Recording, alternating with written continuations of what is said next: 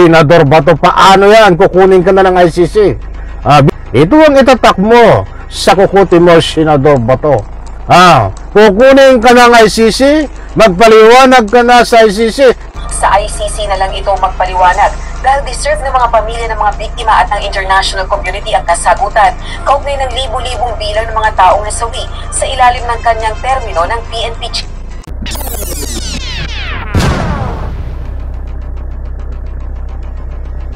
Alright, welcome back to my YouTube channel. I'm Andy's Vlog. Ito, naku, matindi, mainit na naman mga kaibigan ditong ating tatalakayin.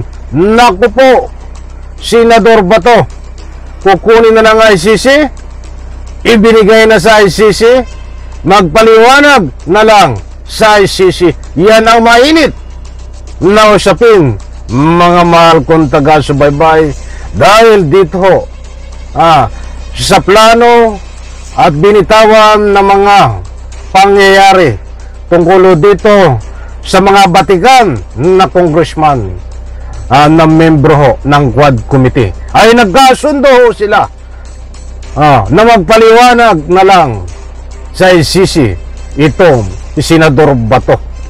Ay kukunin na ito, kaya pinagpapaliwanag ko, mga mahal kong taga-subaybay. Nako po, ito ang inihintay ng taong bayan, ang ICC. Hindi lang ho si Bato, pati itong si Digong. Ayan po ay hindi naman lingid sa inyong kalaman, ay mayroon pong kaso diyan ho sa ICC. Mga kaibigan, wag po kayong aalis. Inaanyayahan ko po kayo, kapag may pagkakataon, patapusin ng vlog na ito. At nang sa ganon, lubos po nating maunawaan sapagkat, nako, ito na, ang tinatawag na si Bato ay ibibigay na sa ICC. Nako po, ay hindi mo makikita ang iyong apo na kapag binigay ka na sa ICC, Senador Bato.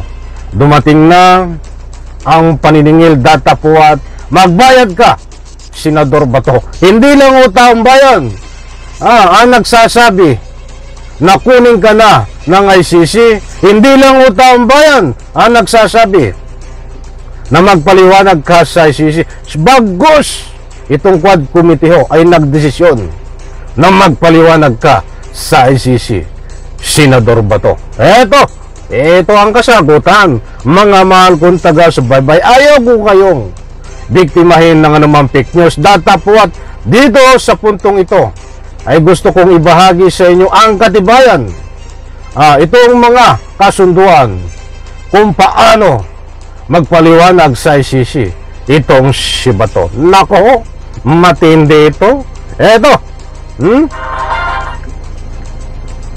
Tinuliksa ng mga kongresista, Senador Ronald Bato de la Rosa, matapos nitong sabihin na ang testimonya ni dating Iloilo City Mayor Jed Mabilog sa House Quadruple Committee o Quadcom ay bahagi ng isang demolition job. Ayon sa Senador... Nako! Ay yari ka, Senador Bato. Ay lumang tugtugi na yung ginagawa mo do demolition job. Ay shoot ka sa balde. Na dating hepe ng pambansang pulisya ng ilunsad ang anti-drug war ng Duterte administration, isang fishing expedition ng House probe. Layon anya nitong siraan siya, gayon din si Vice President Sara Duterte. Maliwanag ho. Ang sabi ni Bato, ang layunin ng Quad Committee dito sa mga pasabog ng mga testigo ay siraan si Bato at si Sara Duterte. Nako Bato, nananaginip ka ng gising, nakatulala ka sa hangin. Ay sukol na ito, nananaginip ng gising, nakatulala sa hangin. At ako'y napakanta. Tamo ba to? Napakanta tuloy ako ng dahil sa iyong mga kagagawan. Mga mahal kong taga-subaybay, naniniwala po ba kayo? Dito sa mga sinasabi ni Bato na isang paninira lamang sa kanya ito at kay Sara Duterte. Nako. Batay kay Mabilog, nanganib ang kanyang buhay nang maisama sa narco list ni dating Pangulong Rodrigo Duterte. Inihayag din itong nakatanggap siya ng impormasyong pipilitin siyang iturog drug lords, sina dating Senador Franklin Drilon at Mar Rojas. Ayon kay Hindi ho malayo yan. Mga mahal kong taga-subaybay, dahil may batayan po dito, according dito kay dating Mayor Mabilog, na gusto nga paslang kitilin ang buhay. Ang sabi nga niya, ay nakatanggap siya ng impormasyon na ituturo na drug lord itong si Franklin Drilon, dating senador, at itong dating senador din na si Mar Rojas. Nangyari ho kay Dilima yan. Ginamit itong mga nakakulong, ginamit itong kasangkot na mga Secretary of Justice na si Aguirre. Ibang ahensya ho ay ginamit ho dito ho para lang mapatahimik at maipakulong itong si Leila de Lima. Bagos wala akong nangyari. Hindi po nanaig ang maitinong nilang balak. Datapwat sa puntong ito, ganun din dapat to ang mangyayari dito ho kay Mabilog, dating Mayor Mabilog. kay House Majority Leader Representative Jude Asidre kung ayaw magpaliwanag ni Senador De La Rosa sa Kongreso. Sa ICC na lang ito magpaliwanag dahil deserve ng mga pamilya ng mga biktima at ng international community ang kasagutan kaugnay ng libu-libong bilang ng mga taong nasawi sa ilalim ng kanyang termino ng PNP chief. Maliwanag ko, mga kaibigan, hindi ho ito fake news.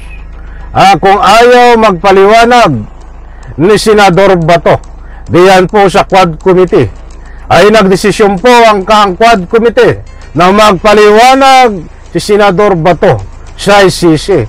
Ano ang ipapaliwanag mo, Senador Bato, sa ICC? Sasagutin kita, ang napakadaming buhay ng panahon ng iyong panunungkulan na sumunod ka sa utos ni Digong na taniman, paslangin. Gawin mo ang lahat, sabihin mo ng laban. Ginawa mo yan, napakadaming buhay ang nawala na hanggang ngayon ay humihingi ng hustisya. Yan ay karapatan mo na ipaliwanag mo. Senador Bato, paano yan? Kukunin ka na ng ICC. Binigay ka na ng ICC. Diyan sa binigay ka na ng ICC nitong mga congressman na ito. Ay ayaw mo magpaliwanag sa kanila eh. Di sa ICC ka magpaliwanag. Problema ba yon? Chief pa ito. Giit naman ni House Assistant Majority Leader Jill Bongalon, hindi maisasantabi ng senador ang investigasyon ng ICC. Nangyari rin anya ang pang-aabuso sa karapatang pantao noong panahon nito sa PNP.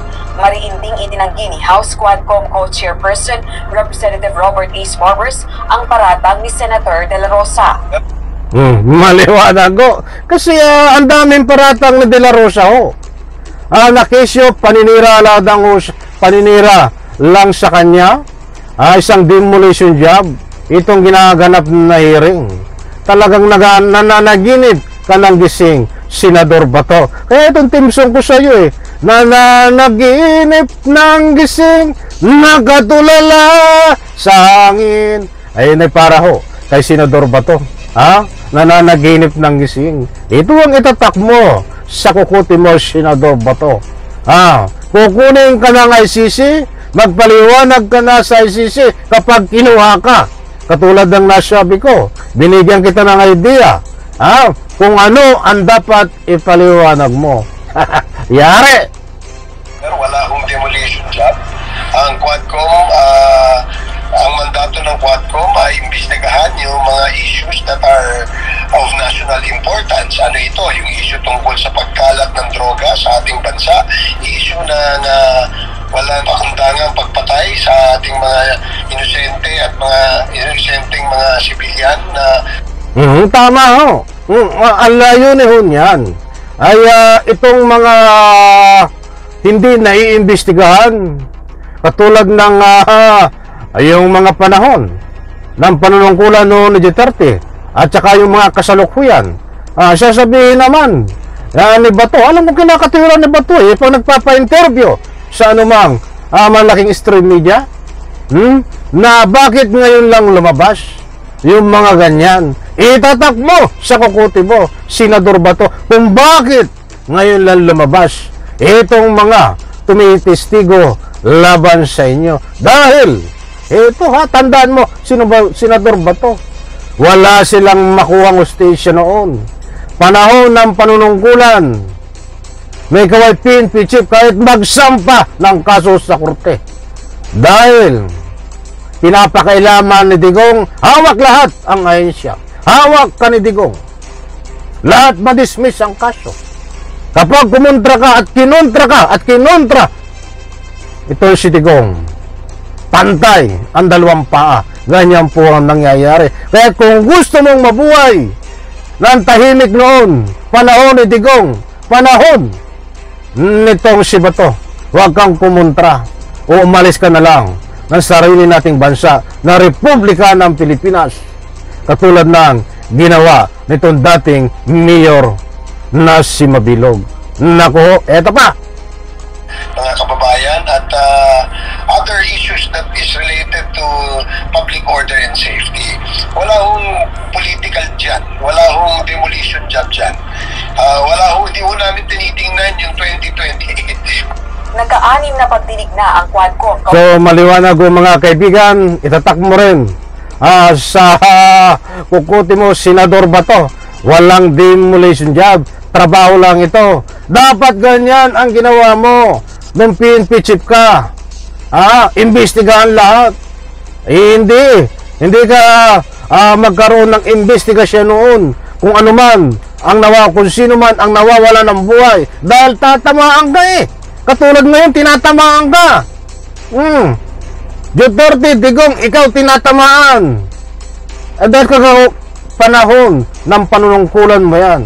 Sabi nga, may kasabihan, panahon lamang. Panahon. Darating ang time na magbabayad ka ng utang, Senador Bato, na ngayon. Isang paraan niyan para magbayad ka kung ano ang inutang mo. Kung maganda ang inutang mo nung panahon na ikaw ay nanunungkulan, dapat ngayon nag-aani ka ng anumang kagandahan para sa iyong nga po'y pagtanda, ay kapupulutan ng aral ang mga iniwan mo nung panahon ikaw ay PNP chief pa. Ay hindi maraming ebidensya, buhay na testigo. Napakaraming buhay na testigo na kayo ang tinuturo, Digong, Bato, na anuman na ikangay kumontra sa inyo o pag-initan nyo, kikitilin nyo ang buhay di umano o gagawan nyo ng paraan para makulong sa pamamagitan ng mga tanim na ebidensya. Iyan ho ang katotohanan, mga mahal kong taga-subaybay. Hindi po tayo nagbabasi sa ating sariling kuro-kuro. Mayroon po tayong pinagbabasihan according ho sa galawan na mga lumalabas na legit na investigasyon sa tulong ho ng mga ebidensya na buhay na testigo. Mga kaibigan, iba noon at iba ngayon. Kung hindi nagagawa noon ang mga ganitong bagay na mag-imbestiga, panahon na para imbestigahan ito at nang sa ganon mapanagod itong si Bato at itong si Digong. Mga kaibigan, bago tayo magtapos, kung hindi man mapanagod dito ho sa Quad Committee, ay katulad po ng nasabi at nagkasundo ang mga kongresista na magpaliwanag ito sa ICC, kunin ng ICC, aristuhin ng ICC. Abangan po natin yan at yan po ang kabang-abang dahil taong bayan nananawagan din po. Nagbabatayo ako sa mga comment section kahit saan ako magpunta, umikot. Ang nababasa ko, ang sigaw ng taong bayan, sana kunin ka na ng ICC, Senador Bato at Digong. Malapit na po yan, mga mahal kong taga-subaybay. Maraming salamat. Pagpalain po tayo lahat. Sabay-sabay po nating i-like ang video na ito. Sa lahat po ng hindi pa nakasubscribe sa aking maliit pa na YouTube channel, please subscribe. Pakisupport din po aking FB page and this vlog. Bye-bye. Palakpakan.